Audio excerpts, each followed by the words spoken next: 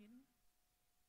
Kita bernyanyi memuji Tuhan dari buku Wende nomor 88 ayat 1 dan 4. Yesusku naung manobus au.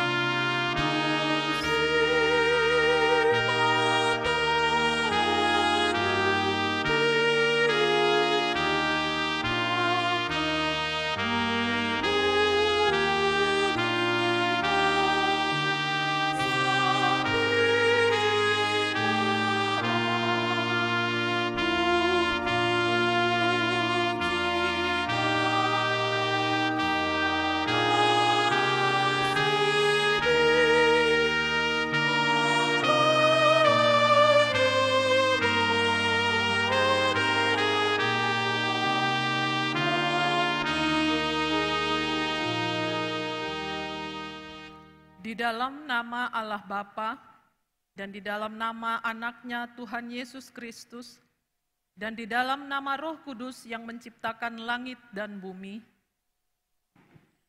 sama seperti Ia mengasihi murid-muridnya, demikianlah sekarang Ia mengasihi mereka sampai kepada kesudahannya. Haleluya.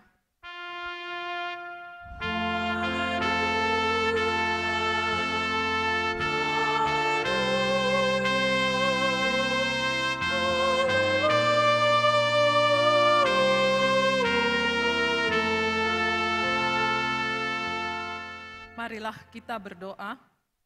Ya Tuhan Yesus, anak domba Allah, yang rela menderita dan mati untuk kami, kasih-Mulah yang telah mendorong Engkau mengorbankan diri-Mu untuk keselamatan kami.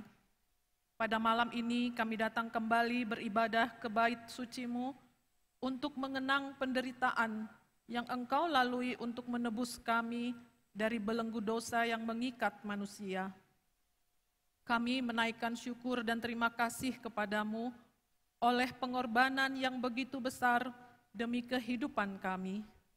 Kami mohon kehadiran-Mu dalam persekutuan ini ya Tuhan, agar di hati kami termeterai maksud penderitaan-Mu, sehingga kami dapat menjadikannya sebagai dasar dan tujuan hidup kami.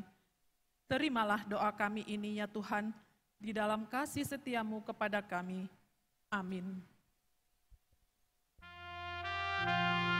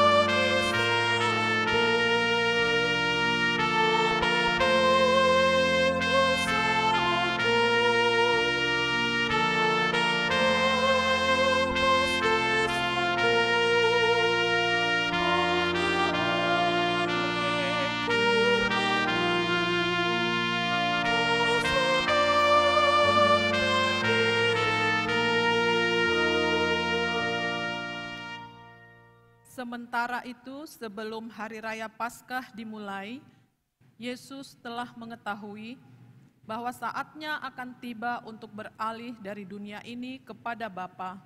Sama seperti Ia senantiasa mengasihi murid-muridnya, demikianlah sekarang Ia mengasihi mereka sampai kepada hari kesudahannya.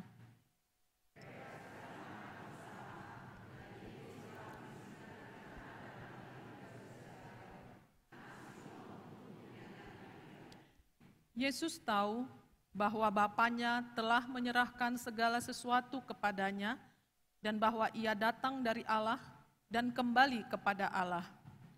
Pada waktu mereka makan, bangunlah Yesus dan menanggalkan jubahnya. Ia mengambil sehelai kain lenan dan mengikatkannya pada pinggangnya.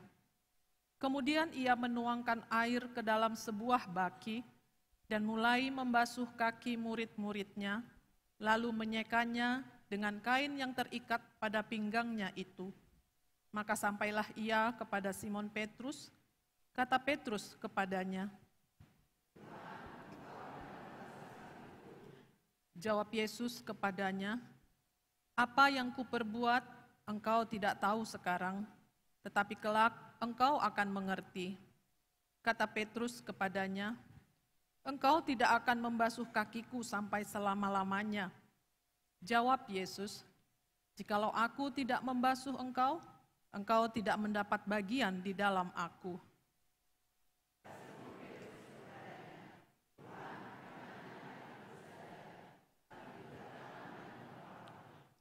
Kata Yesus kepadanya, barang siapa telah mandi, ia tidak usah membasuh diri lagi selain membasuh kakinya, karena ia sudah bersih seluruhnya. Juga kamu sudah bersih, hanya tidak semua. Sebab ia tahu siapa yang akan menyerahkan dia. Karena itu ia berkata, tidak semua kamu bersih. Sesudah Yesus membasuh kaki mereka, Ia mengenakan pakaiannya dan kembali ke tempatnya. Lalu Ia berkata kepada mereka, mengertikah kamu apa yang telah kuperbuat kepadamu? Kamu menyebut aku guru dan Tuhan, dan katamu itu tepat, sebab memang akulah guru dan Tuhan. Jadi jikalau aku membasuh kakimu, aku yang adalah guru Tuhan dan gurumu, maka kamu pun wajib saling membasuh kakimu.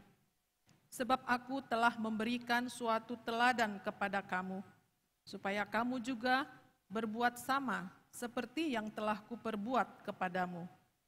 Sesungguhnya, seorang hamba tidaklah lebih tinggi daripada tuannya, ataupun seorang utusan daripada yang mengutusnya. Jikalau kamu tahu semua ini, maka berbahagialah kamu jika kamu melakukannya. Bukan tentang kamu semua aku berkata, aku tahu siapa yang telah kupilih. Tetapi haruslah genap nas ini, orang yang makan rotiku telah mengangkat tumitnya terhadap aku. aku mengatakannya kepadamu sekarang juga, sebelum hal itu terjadi, supaya jika hal itu terjadi, kamu percaya bahwa akulah Dia. Aku berkata kepadamu, sesungguhnya barang siapa menerima orang yang kuutus, ia menerima aku. Dan barang siapa menerima aku, ia menerima dia yang mengutus aku. Setelah Yesus berkata demikian, ia sangat terharu, lalu bersaksi, aku berkata kepadamu, sesungguhnya seorang di antara kamu akan menyerahkan aku. Murid-murid itu memandang seorang kepada yang lain. Mereka ragu-ragu siapa yang dimaksudkannya. Seorang di antara murid Yesus, yaitu murid yang dikasihinya, bersandar dekat kepadanya di sebelah kanannya. Kepada murid itu, Simon Petrus memberi isyarat dan berkata, tanyalah siapa yang dimaksudkannya. Murid yang duduk dekat Yesus itu berpaling dan berkata kepadanya, Tuhan, siapakah itu? Jawab Yesus, dialah itu yang kepadanya aku akan memberikan roti sesudah aku mencelupkannya. Sesudah berkata demikian, ia mengambil roti, mencelupkannya, dan memberikannya kepada Yudas anak Simon Iskariot. Dan sesudah Yudas menerima roti itu, ia kerasukan iblis. Maka Yesus berkata kepadanya, "Apa yang hendak kau perbuat, perbuatlah dengan segera." Tetapi tidak seorang pun dari antara mereka yang duduk makan itu mengerti apa maksud Yesus mengatakan itu kepada Yudas. Karena Yudas memegang kas, ada yang menyangka bahwa Yesus menyuruh dia membeli apa-apa yang perlu untuk perayaan itu atau memberi apa-apa kepada orang miskin. Yudas menerima roti itu lalu segera pergi. Pada waktu itu hari sudah malam. Sesudah Yudas pergi, berkatalah Yesus, "Sekarang Anak Manusia dipermuliakan dan Allah dipermuliakan di dalam Dia. Jikalau Allah dipermuliakan di dalam Dia, Allah akan mempermuliakan Dia juga di dalam dirinya dan akan mempermuliakan Dia dengan segera. Hai anak-anakku, hanya seketika saja lagi aku ada bersama kamu. Kamu akan mencari aku, dan seperti yang telah kukatakan kepada orang-orang Yahudi, ke tempat aku pergi, tidak mungkin kamu datang. Demikian pula aku mengatakannya sekarang juga kepada kamu. Aku memberikan perintah baru kepada kamu, yaitu supaya kamu saling mengasihi, sama seperti aku telah mengasihi kamu, demikian pula kamu harus saling mengasihi. Dengan demikian semua orang akan tahu bahwa kamu adalah murid-muridku, yaitu jikalau kamu saling mengasihi."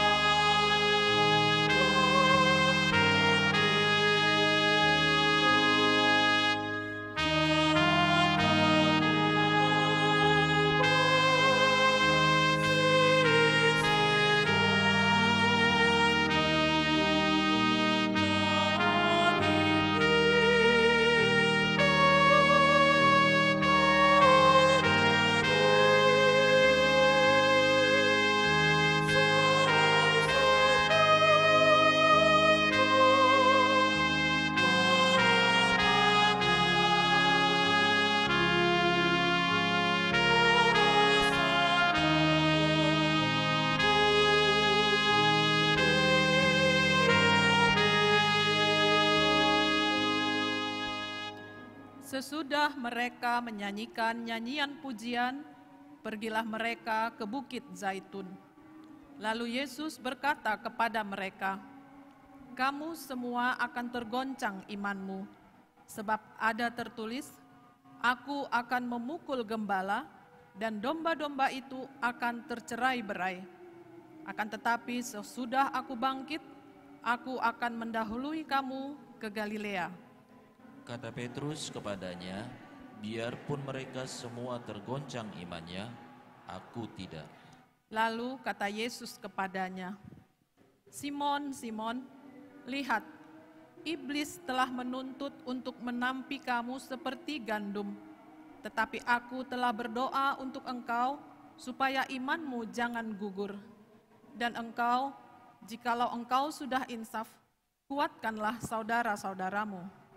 Jawab Petrus, "Tuhan, aku bersedia masuk penjara dan mati bersama-sama dengan Engkau." Tetapi Yesus berkata, Aku berkata kepadamu, Petrus, hari ini ayam tidak akan berkokok sebelum engkau 3 kali menyangkal bahwa engkau tidak mengenal aku.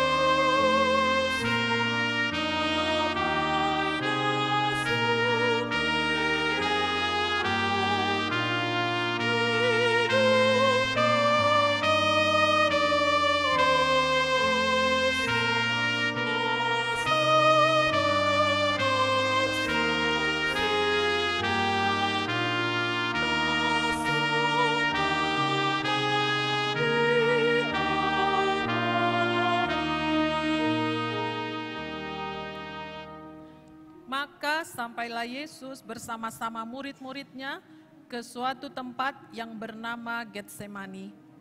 Lalu ia berkata kepada murid-muridnya, "Duduklah di sini, sementara aku pergi ke sana untuk berdoa."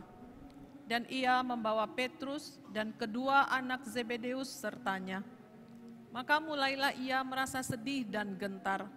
Lalu katanya kepada mereka, Hatiku sangat sedih, seperti mau mati rasanya. Tinggallah di sini dan berjaga-jagalah dengan aku. Maka ia maju sedikit, lalu sujud dan berdoa, katanya, "Ya Bapakku, jikalau sekiranya mungkin, biarlah cawan ini lalu daripadaku. Tapi janganlah seperti yang kukehendaki, melainkan seperti yang Engkau kehendaki." Setelah itu ia kembali kepada murid-muridnya itu dan mendapati mereka sedang tidur. Dan ia berkata kepada Petrus, "Tidakkah engkau sanggup berjaga-jaga 1 jam dengan aku? Berjaga-jagalah dan berdoalah, supaya kamu jangan jatuh ke dalam pencobaan. Roh memang penurut, tetapi daging lemah."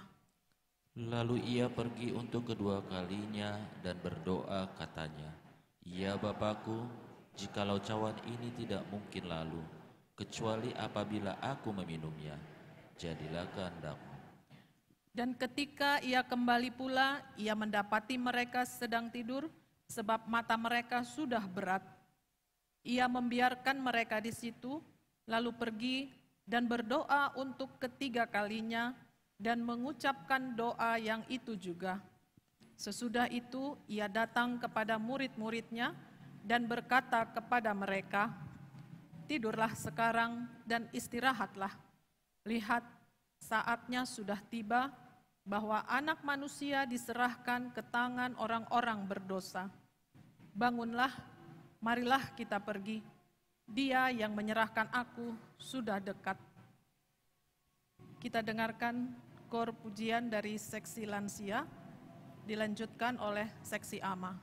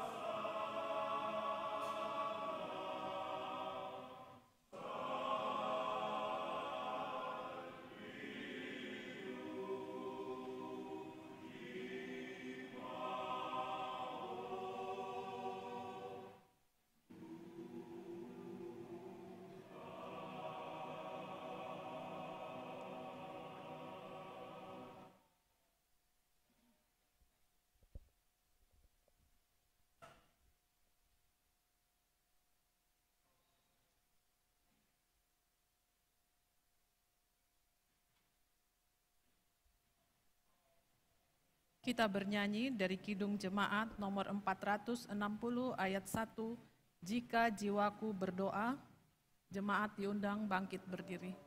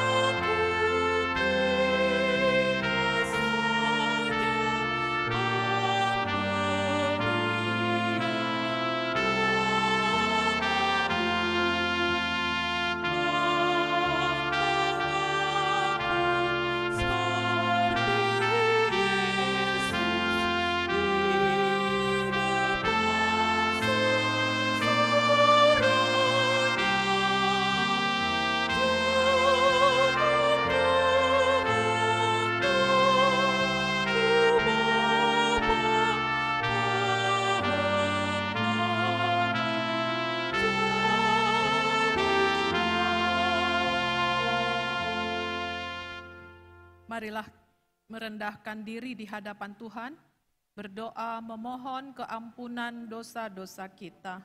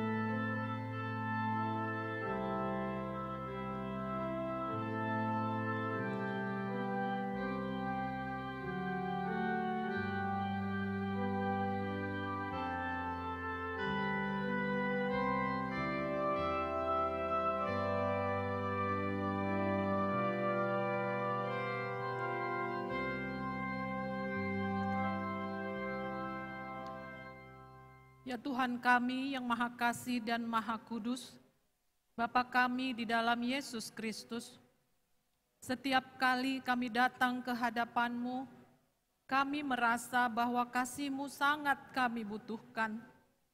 Karena itu kami datang merendahkan diri dan mengaku bahwa kami sering seperti domba yang tersesat, menyimpang dari jalan-Mu yang benar. Janganlah menolak kami dari hadapan-Mu oleh dosa dan pelanggaran kami, karena kami percaya bahwa Engkau tidak menginginkan kematian orang fasik. Ampunilah segala kesalahan dan pelanggaran kami melalui Yesus Kristus Tuhan kami. Tetapkanlah anugerah-Mu bagi kami dengan perantaraan kesaksian dan kuasa Roh Kudus, supaya kami terhibur dan datang memanggil Engkau, dan agar segala perbuatan dan kelakuan serta pikiran kami menjadi kemuliaan bagi nama-Mu yang kudus itu. Amin. Dengarkanlah janji Tuhan tentang pengampunan dosa kita. Namun jika seorang berbuat dosa, kita mempunyai seorang pengantara pada Bapa, yaitu Yesus Kristus yang adil. Dan Dia adalah pendamaian untuk segala dosa kita, dan bukan untuk dosa kita saja, tetapi juga untuk dosa seluruh dunia. Kemuliaan bagi Allah di tempat yang maha tinggi. Amin.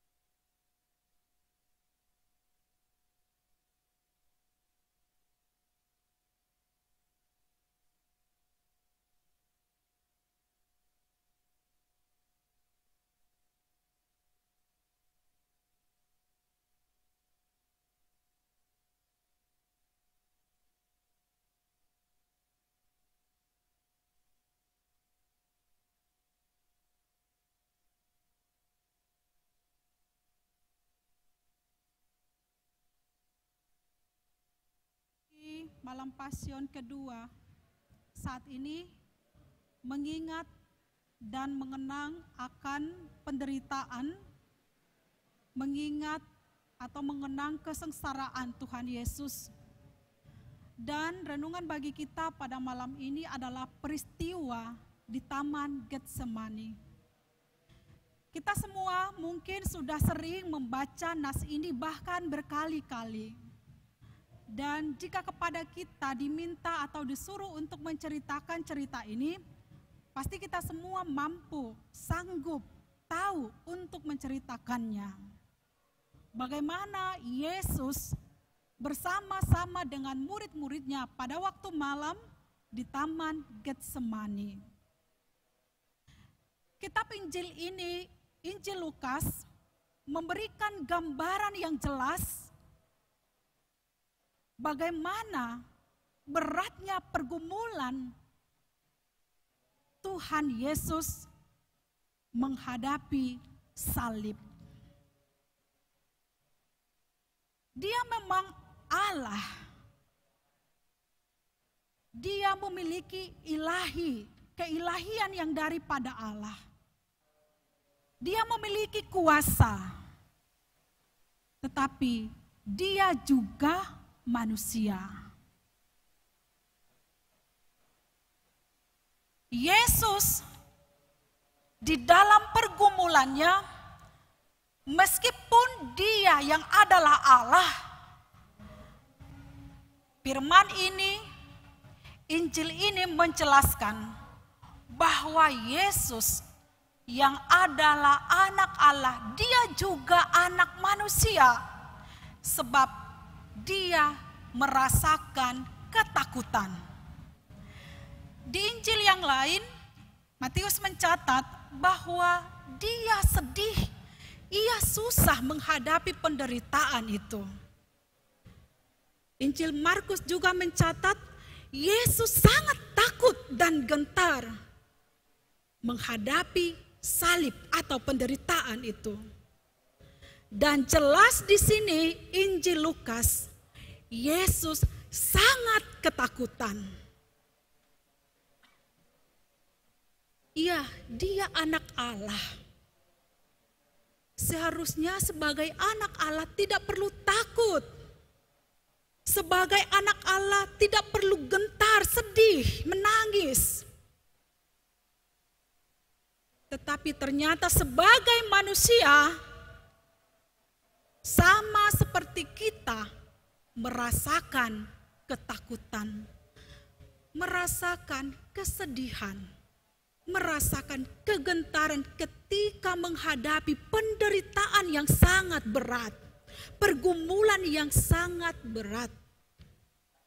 Perwakilan daripada penderitaan-penderitaan kita, perwakilan daripada pergumulan-pergumulan kita.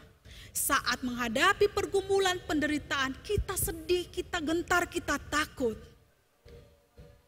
Itulah kemanusiaan Yesus. Apa yang membuat Yesus sangat sedih? Apa yang membuat dia susah bahkan sampai mencucurkan peluhnya seperti titik-titik darah di tanah? Kita boleh bayangkan sampai mencucurkan peluhnya seperti titik-titik darah. Bukan keringat, bukan air, tetapi titik-titik darah.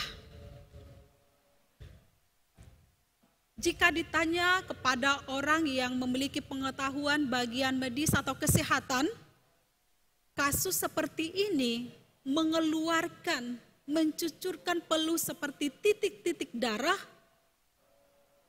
di mana seseorang yang menderita, bergumul, di tengah penderitaannya yang sangat berat, di tengah pergumulannya yang sangat berat, disertai dengan meneteskan darah dari kulitnya. Itu diakibatkan karena pecahnya pembuluh darah. Demikian disebutkan. Benar atau tidaknya? Mungkin di sini Ada yang memiliki pengetahuan tentang hal itu. Yesus tidak mengeluarkan keringat air dari tubuhnya, tetapi titik-titik darah. Nah, seperti yang dikatakan tadi, kasus seperti ini adalah karena pecahnya pembuluh darah. Apa yang membuat Yesus sedih? Apa yang membuat Yesus sangat gentar? Tentu ini bukan karena Judas Iskariot yang mengkhianatinya. Kesedihan Yesus, ketakutan Yesus bukan karena ia ditinggalkan oleh murid-muridnya. Ketakutan Yesus bukan karena ia akan disangkal oleh Petrus, murid yang paling dekat dengan dia.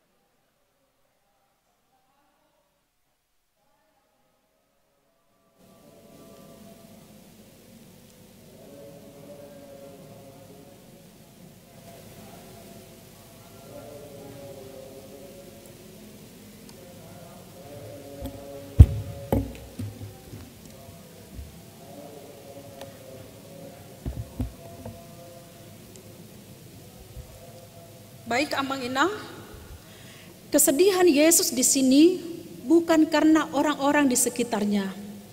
Ketakutan Yesus tidak disebabkan oleh orang-orang di sekitarnya yang menjauh dari dia.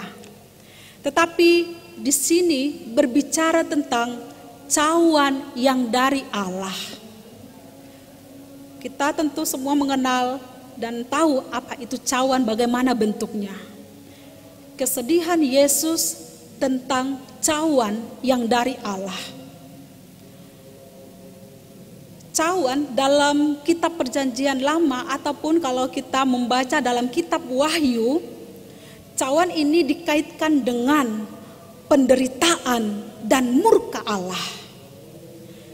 Cawan ini diartikan dengan penderitaan dan murka Allah, yakni hukuman Allah atas dosa manusia.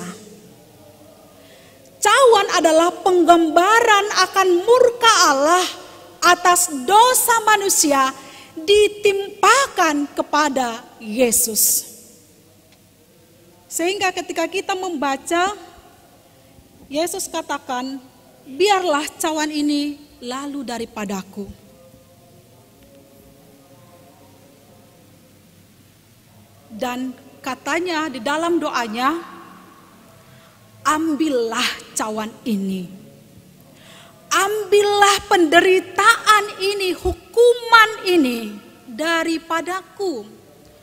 Hukuman atas dosa manusia daripadaku.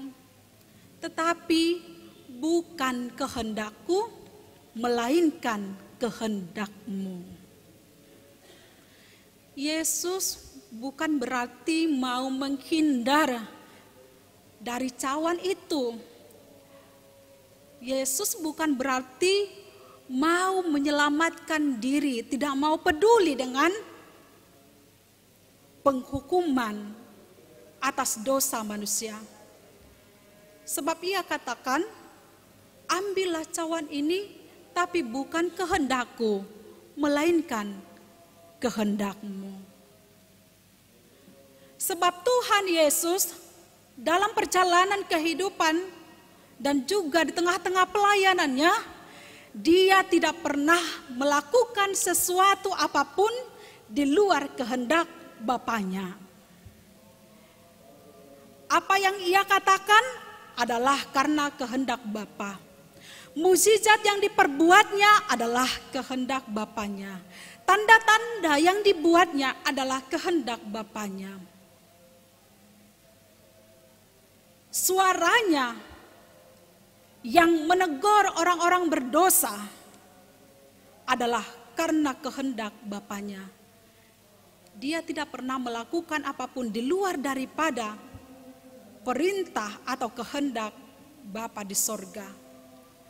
Tuhan Yesus selalu mengutamakan hubungannya dengan Bapa, selalu mengutamakan kehendak Bapa, termasuk dia taat kepada Bapaknya, yaitu dengan berdoa.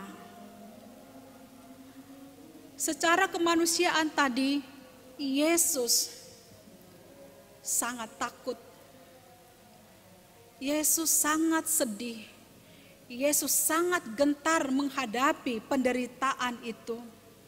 Tetapi dia taat kepada Bapaknya, dia tetap mengutamakan hubungannya dengan Bapaknya. Dia tunduk kepada kehendak Bapaknya, sehingga ia harus menderita. Dan di dalam penderitaan pergumulannya, Yesus berdoa. Ayat 13. Dengan berdoa, Yesus mendapatkan kekuatan dari Allah. Dalam ketakutan, kegentaran, dia berdoa, Yesus berdoa, maka Yesus mendapatkan kekuatan dari Allah. Dengan berdoa, Yesus ikhlas menapaki, mengikuti rencana Allah, menapaki jalan-jalan penderitaan itu. Menghadapi kegentaran dan ketakutan menuju salib itu, Yesus terlebih dahulu berdoa. Inilah inti daripada renungan kita di malam kedua Pasion ini. Di dalam penderitaan menuju salib itu, Yesus terlebih dahulu berdoa.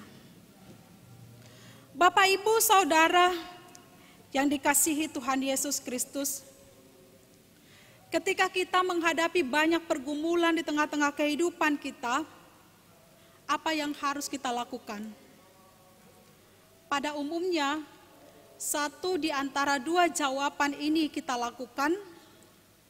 Yang pertama, berusaha dengan kekuatan sendiri menghadapi dan melewati pergumulan itu. Pilihan yang kedua, yaitu datang kepada Tuhan Yesus dan berdoa. Manakah yang kita pilih? Yesus telah memberikan teladan kepada kita dalam menghadapi penderitaan supaya tidak mengabaikan hubungan dengan Allah. Jangan pernah mengabaikan hubungan dengan Allah.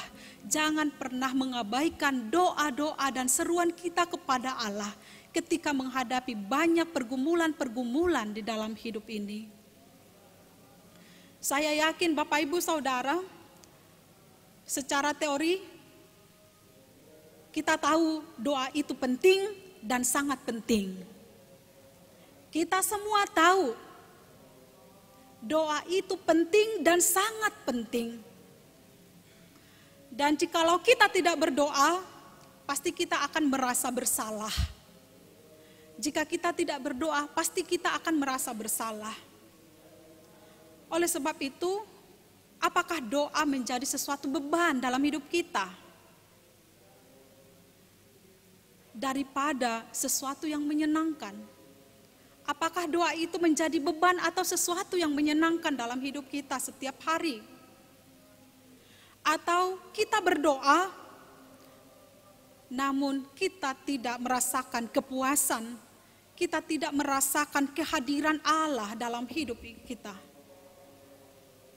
Kita hanya tahu bahwa doa itu penting dan sangat penting. Sebab dalam prakteknya, mungkin doa-doa yang kita panjatkan mengecewakan, membingungkan. Kapankah kita menerima jawaban doa? Atau jawaban doa itu tidak sesuai dengan apa yang kita serukan? Sehingga kita menganggap doa itu adalah hanya sebagai kewajiban. Kita menganggap doa itu adalah keterpaksaan, menjadi beban. Kalau tidak berdoa, merasa bersalah. Kita ragu untuk berdoa. Atau apakah kita berdoa hanya ketika kita ada masalah? Kalau tidak ada masalah, tidak perlu berdoa. Kita berdoa ketika sakit, kalau tidak sakit tidak perlu berdoa.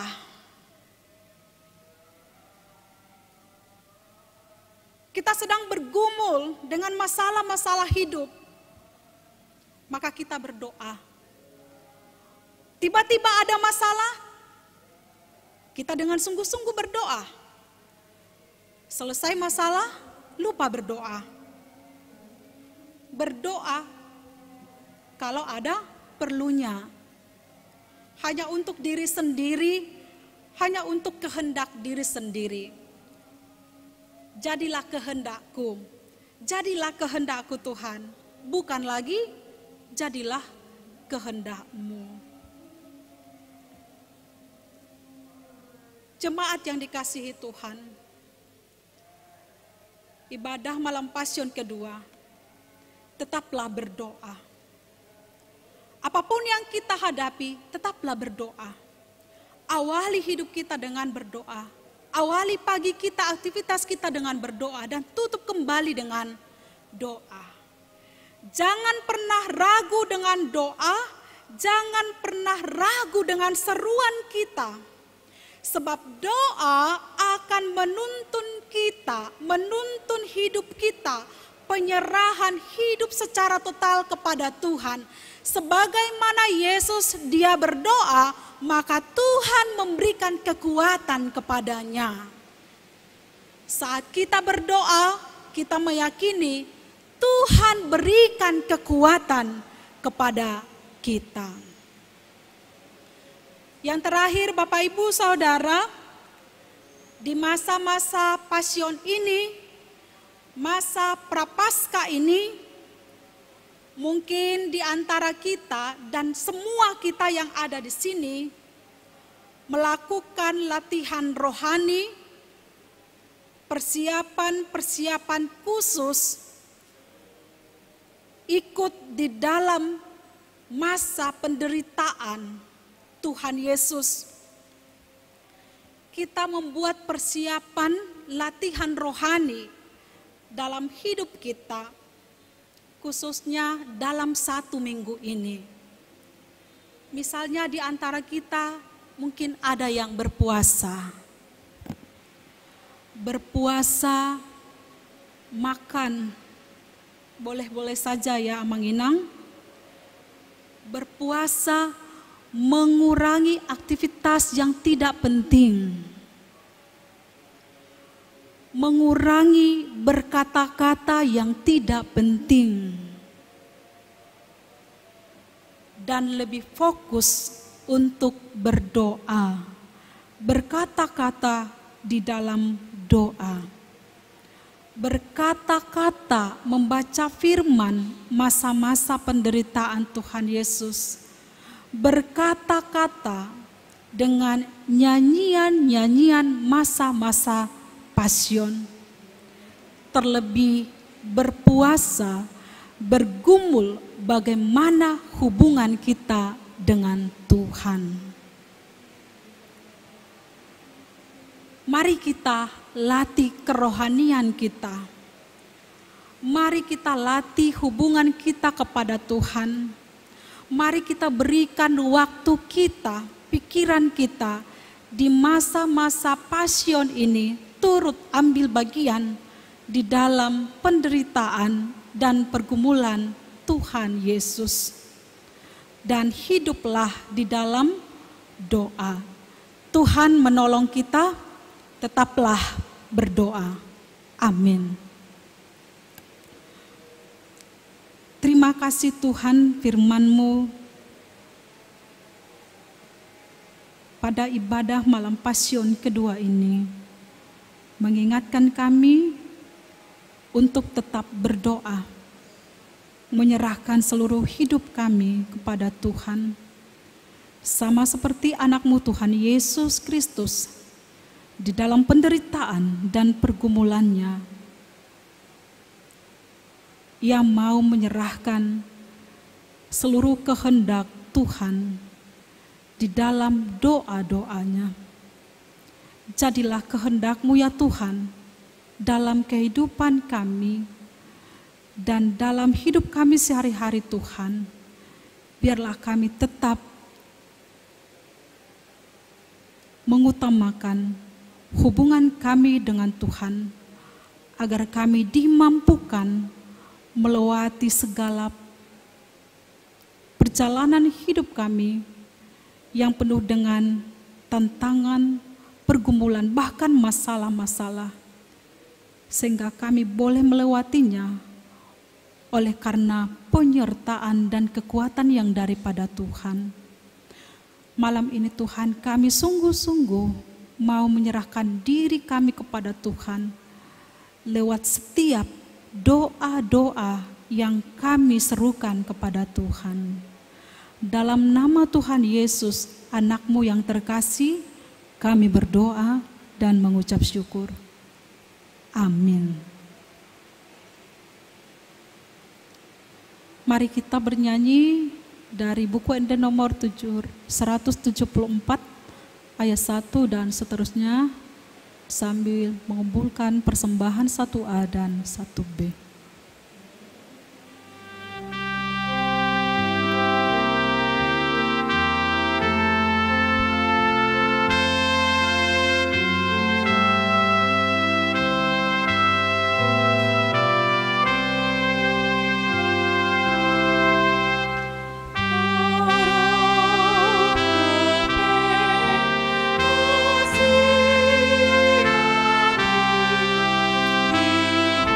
Oh